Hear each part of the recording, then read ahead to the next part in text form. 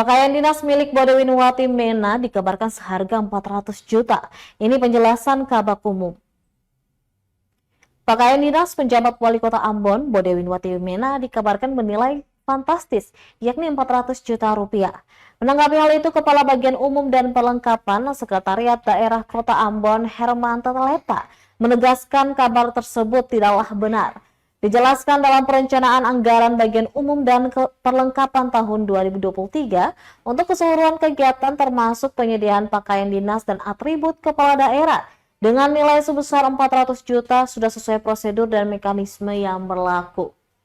Khusus untuk anggaran penyediaan pakaian dinas dan atribut kelengkapan kepala daerah, lanjutnya ada 2 item belanja atau pengeluaran. Yakni yang pertama adalah belanja jahit pakaian dinas dan atribut kepala daerah itu sendiri. Kemudian yang kedua adalah belanja kain yaitu berupa bahan. Dari 2 item ini, Teteleta mengungkapkan realisasi anggaran sebenarnya untuk kegiatan belanja penyediaan pakaian dinas dan atribut kelengkapan kepala daerah berjumlah 197 juta lebih.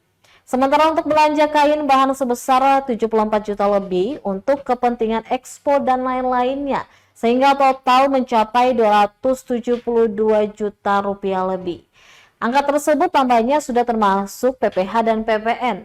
Dengan demikian, tidak menghabiskan pagu anggaran yang tersedia sebesar 400 juta rupiah.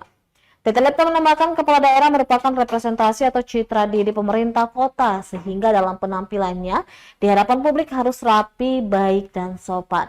Sehingga untuk mendapatkan penampilan seperti itu, maka kualitas pakaian dan atribut kepala daerah perlu diperhatikan.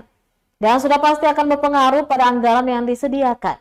Dirinya berharap informasi ini menjadi penjelasan kepada masyarakat supaya tidak ada salah tafsir terhadap pemanfaatan pagu anggaran yang ada.